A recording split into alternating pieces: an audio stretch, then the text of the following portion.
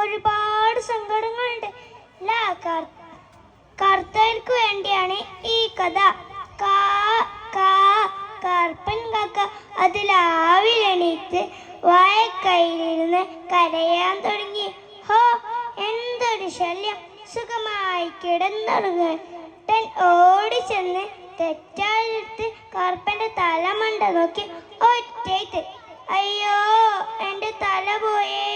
ചോരൊലിക്കുന്ന തലയായിരുന്നു. കറുപ്പൻ കരഞ്ഞുകൊണ്ട് ദൂരേക്ക് പറന്നു.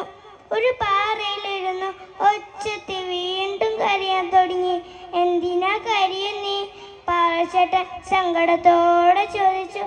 കറുപ്പൻ കരഞ്ഞുകൊണ്ട് ഉണ്ടായ കാര്യങ്ങളെല്ലാം പാറച്ചേട്ടനോട് പറഞ്ഞു. ഹോ, ഇത്രയുള്ളൂ. പാറച്ചേട്ടൻ ചിരിച്ചു. പാറച്ചേട്ടൻ ആർക്കും ഞങ്ങളെ മനസ്സിലാവില്ല. നീ എന്താ കാക്കക്കുട്ടാ നീ പറയുന്നേ? പാറച്ചേട്ടൻ വിഷമമായി. ചേട്ടനറിയോ, കഴിഞ്ഞ ദിവസം അവനിപ്പടുത്ത് കൊയ്ത്ത് കഴിഞ്ഞ് കിളികളെല്ലാം തീറ്റ തേടിയെത്തി. ഞാനും സന്തോഷത്തോടെ പറന്നു ചെന്നു. എന്നെ കണ്ടതും അവരൊക്കെ ചിരിക്കാൻ തുടങ്ങി. പോട കറുപ്പ് എന്ന് പറഞ്ഞ് കൊത്തിനാവിച്ചു. പുറമെ ഭംഗിയേറിയ നിറമുണ്ടെങ്കിലും അവ മാകെ കറുപ്പാൻ എനിക്ക് മനസ്സിലായി. എന്റെ കാക്കക്കുട്ടാ, നീ ഇങ്ങനെ വിഷമിച്ചാലോ?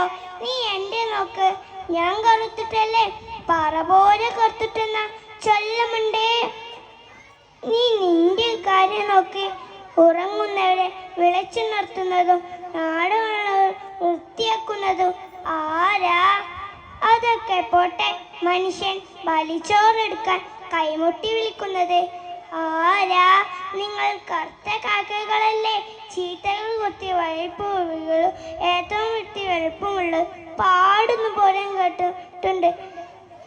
പാറച്ചേട്ടന്റെ കയ്യിൽ ഉമ്മ കൊടുത്ത് അവൻ ഏത് വായ്ക്കയിൽ ചെന്നിരുന്നു.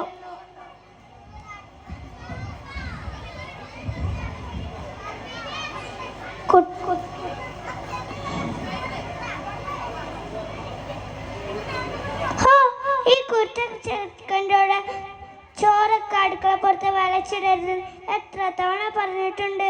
എന്നാലൊന്ന് കാക്കിനെ പോയി കാണൊന്നുമില്ല.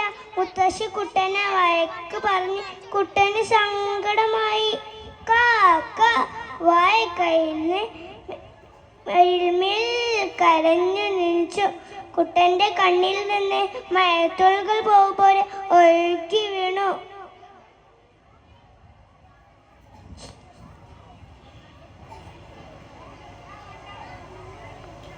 പറന്നു ചെന്ന് അടുക്കള പുറത്തെ ചോറൊക്കെ കൊത്തി വൃത്തിയാക്കി. ഹായ്, ഇത്ര നമ്മളെ കാക്കൂട്ടൻ സന്തോഷത്തോടായി നന്ദിയോട് നോക്കി. നന്ദി, നമസ്കാരം.